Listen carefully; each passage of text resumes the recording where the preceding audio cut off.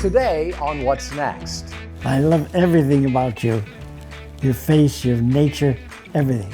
Actually, friendship affects your well-being more when you're older than when you're younger. There's something about that big beast that just wants to sort of take care of you.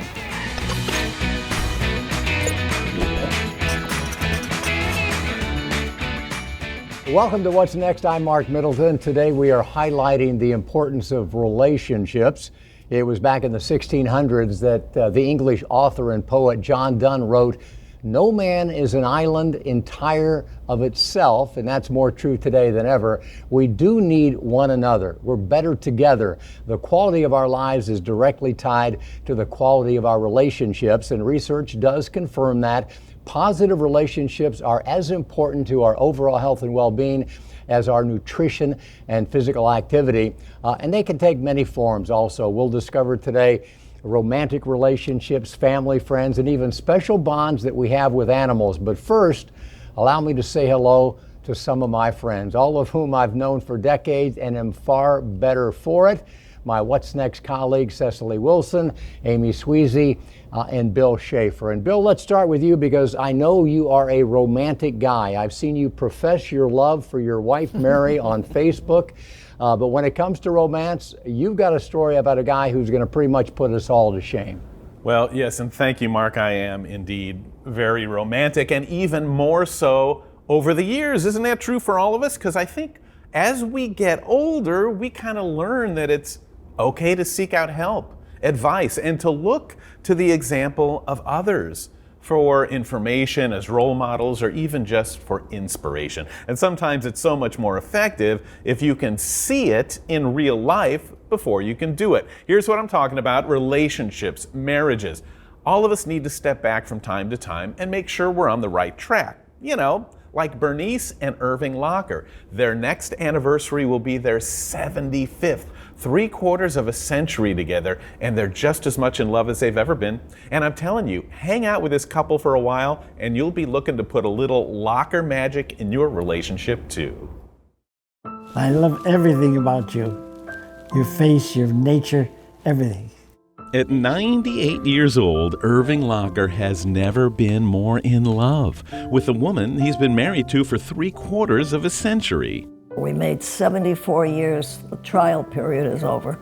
Well, Bernice is kidding, but every life has its ups and downs, and these two have endured a lot of both. We've always had each other to lean on, and that is the greatest blessing. We've gone through some very tough times. We lost both our sons. Both at age 52, 2 years apart. And if we didn't have each other at the time, I don't think either of us could have gotten through it. But they got through that and the many other challenges that life throws at us all. But even from the beginning, theirs is quite a love story. I went to school with her older sister, and after the war I introduced my older brother to her older sister, and they got involved and got engaged, and that's how we got together. And to have each other all these years and still love each other and still care for each other and do for each other, I'm amazed. In my wildest dreams at 18, I never thought that anything like that was possible. So here we are, and very grateful. How important is it to have a good partner? Oh my God, I can't even express the thought of that. I'm married 74 years, and I tell her every single day how much I love her and how much I need her. And that's the kind of life we live. And life at 98 is just as good as it was? Absolutely right. Absolutely right, because all you got is today. All you got is today. And you got to make the best of it today, and you got to live for today, because you never know what tomorrow will bring. There's nothing like it. Every day is a blessing, and every day, even though I'm not getting around like I did, I still, thank God, have the positive attitude. So many people argue over the little things, the small things, and it doesn't mean a thing, really, truly. When you analyze it or look at it, you say, how come I got aggravated, or why would I get mad at her for the little things? So don't sweat the small stuff. The Lockers know they are in their twilight years, yet they feel this is one of the best times of their lives. I can't imagine how good our life is. So we're very happy to be alive and well and lucky that we're doing And it. to have each other for all these years. How many people can make that statement? I tell the kids they can't stay married 74 minutes, never mind 74 years. In and out too easily. There's a lot we can learn from Irving and Bernice, and if it's advice that we need, well, the Lockers are always willing to give. We can inspire people to stay married and be happy and love each other and do for each other, then I think that's a good reason for us to be here.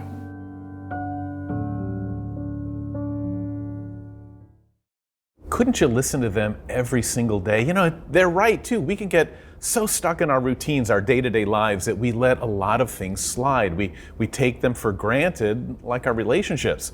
And what we learned from Bernice and Irving is it isn't about how much you make or what car you drive or where you go on vacation, because you can't control those things all the time. What you can control is you, your attitude, and more importantly, your gratitude, your willingness to see from each other's perspective and to love, honor, and truly appreciate. Cecily, what did you think of that couple? Oh my gosh, my heart was just warming over because of the joy and the love that they shared with each other. And Bernice was right. I literally couldn't get past 7 years, let alone 74. I'm like, oh my gosh, that's a long time with one person, but it really shows that they are committed to each other. Good, bad, ugly, until death do they part, right? And it really is an inspiration, because that's what I'm hoping and praying and looking for the next time it happens, because that's the love that I want. I love that. Love everything about that.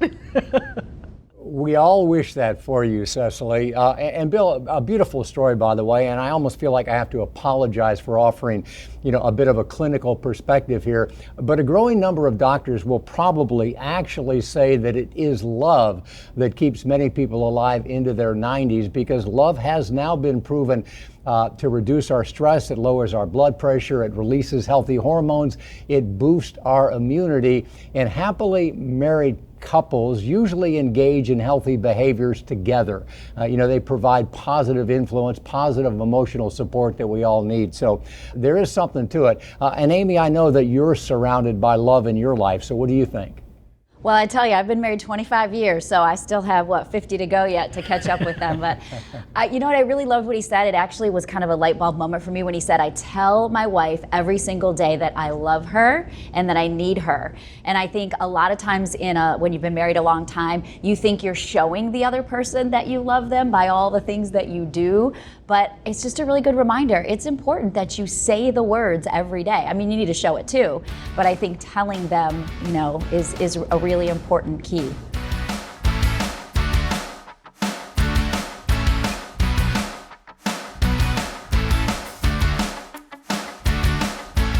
Loneliness is one of the biggest predictors of mortality, even more so than your diet and your exercise.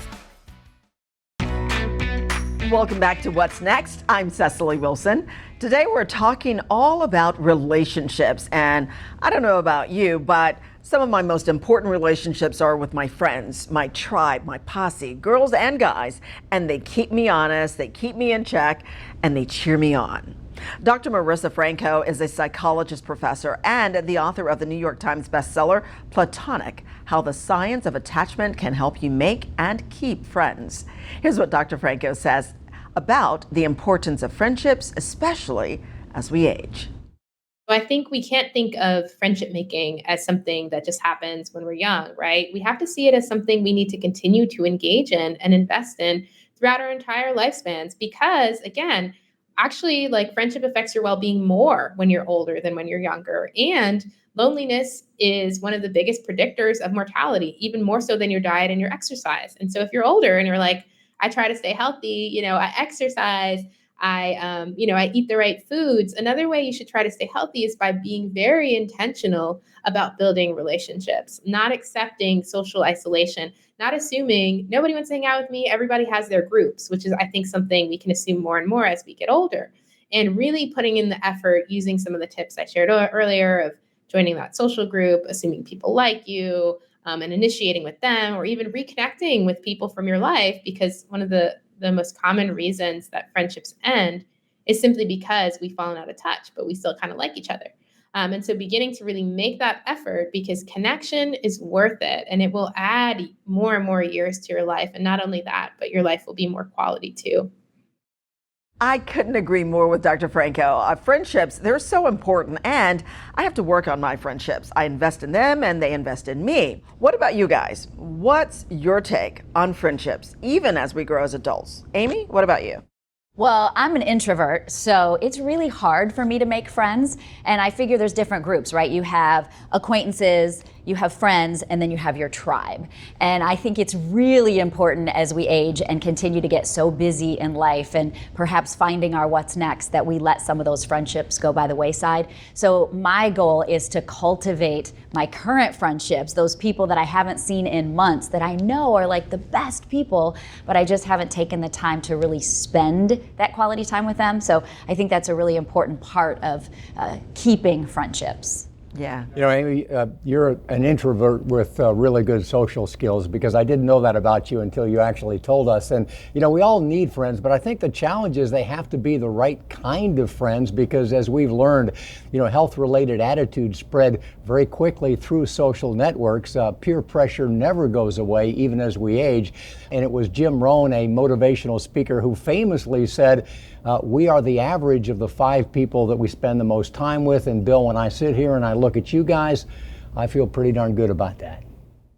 You know, she mentioned isolation, Mark, and I think in my head, I go, well, that's never going to happen to me. But this life stage can be isolating. The kids are gone. Maybe you're not working anymore. Maybe you've moved to a different part of the country or a different area, and we tend not to naturally go out as much as we do when we're younger, so it does become more of an effort. But as she pointed out, Dr. Franco, it is well worth the effort because it makes a difference. It makes a difference in having something to do or somebody to think about when you wake up in the morning. It can fill our lives in ways we don't even imagine. Dr. Franco had a lot of interesting pointers and tips and information as well. And you can listen to the full interview with her. It's in episode 292 of the Growing Bolder podcast. And you can check that out on Apple Podcasts, on Spotify, and wherever you get your podcasts. We have so many great guests each and every week that can make a big difference in your life.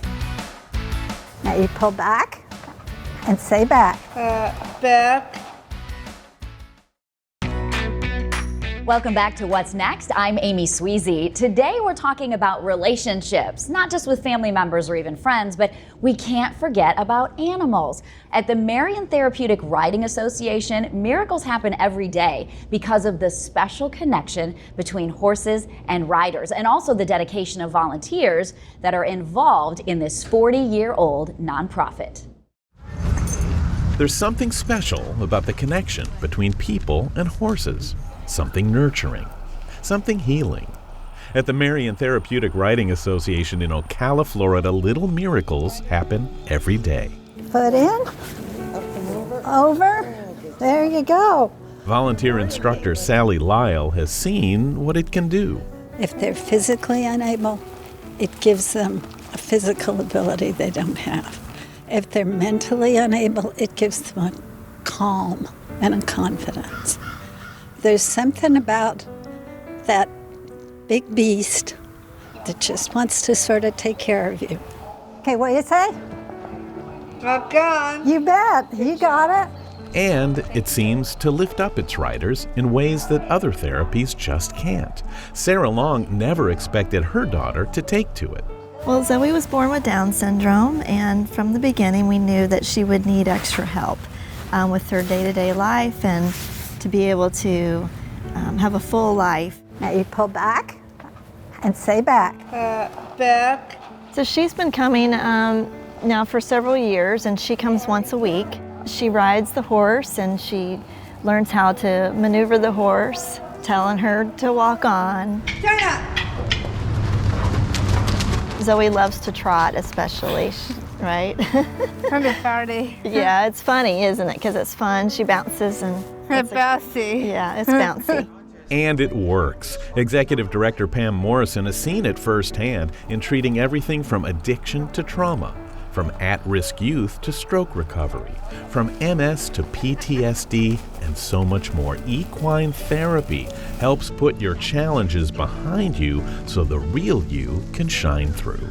I see a person who was probably told that they would never amount to anything, that they weren't smart enough to do this, or they weren't physically able to do that, and really just told they didn't have possibilities. And I see them come in here and their whole persona changes. I can do, I am important, I can contribute, I am achieving, and I am reaching my goals and my possibilities. That's what I see. Horses and people, making connections and changing lives. Whoa, she's very curious, huh? The giggles are the best. 40 years of horses helping people at MTRA. So Bill, you were out there. What was your biggest takeaway from this story? The second you get out of the car, Amy, it's so peaceful. It's so different than where we spend our time or the environment that we're in most of the time. And you know what? It didn't matter if you were there for therapy, if you were an instructor, a volunteer, or even a family member. It was therapy for everyone who was there. It's a place where you just feel connected to the surroundings, to the other people that are there with you, and to the animals. It's the best. Cecily, you ready to go? I am. Listen, I think there really is something that we underestimate about the power of connection between humans and animals. And we've seen it year after year, relationship after relationship, how that connection can make a really big difference. And as Amy said, the giggles are the best. It's a magnet that just kind of comes through just because of that connection. I loved it, loved it. From our animal friends, let's talk about some really close friends. In fact, Dwayne and Wayne Hainlin haven't had to look far to find a lifelong friend. The two are 74-year-old twin brothers who have lived together or near one another their entire lives in Davie County, North Carolina. The Hainline twins are up for almost anything, and when one of their daughters asked them to dance on TikTok, stars were born. These guys now have fans from all over the world who enjoy their good-natured sense of humor in videos like this one, our bold social video of the week.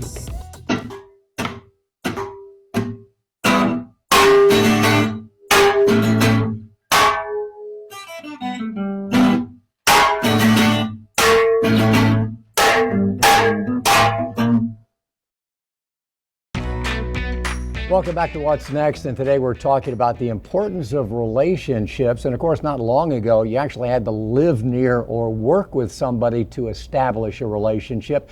But today, many relationships are started online, which is why I hope you're part of the growing Boulder tribe on all of our social platforms. We share inspiring stories, but we also engage in great conversations, and we like to ask for your take on weekly questions like this one. What qualities do you think are important for a healthy relationship? So guys, what say you? Amy? Well, someone who's been married 25 years, I think that you need to accept the other person as they are and who they are and stop trying to change them. And yes, I'm speaking to myself because I think you spend a lot of the early years of marriage trying to change the other person into who you think they should perfectly be. And once you let go of that, things improve so much. Yeah, I think the key, Amy, is stop trying to impress. I think I always feel the need, to be out there and be better. In fact, it's better to think of it in terms of try to be a person you would want to hang out with. Yeah, I'm going to have to say it's respect, be non-judgmental, and just pure on love and honesty. Those are the things that really I think are important in a relationship. Oh, not to mention communicate. What we have here is a failure to communicate, right? So we have to communicate across the board. It takes a lot of work, but it really isn't that hard to at least meet people. In fact, back in the days, the old days, like 29 years ago, it was tough to meet somebody new. But in 1992, when the term surfing the web was coined, there were 10 total websites worldwide, and 99.9999% of all households had no internet. But today, I'm told there are over 1 billion websites and 5.2 billion internet users worldwide, and there's 500,000 new users each and every day. And more often than not now, this is where relationships are being formed, where people are meeting friends and even their spouses. But there's one thing about relationships, about friendships, that has never changed.